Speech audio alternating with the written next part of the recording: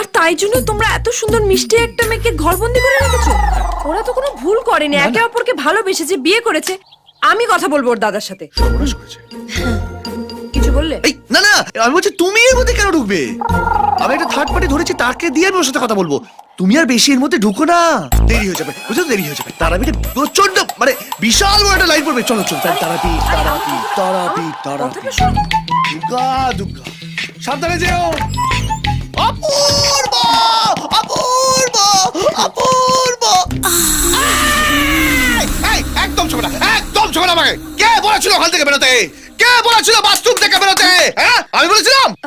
করে চিঠি আমাকে জড়ি ধরে কি ছিল? হ্যাঁ, আরে বাথরুমে আসলে ছিল। কি হতো? হ্যাঁ, আসলে তোমাকে ছেড়ে দিত নাকি? আমি ভয় পেয়ে গেছিলাম। ভয় পেয়ে গেছিলাম, ভয় পেয়ে গেছিলাম। আমার বউ যদি আজকে জেনে যেত ব্যাপারটা, তাহলে তুমি জানো আমার সারা জীবন ভয় ভয় বেঁচে থাকতে হতো। কিন্তু এখন তো তোমার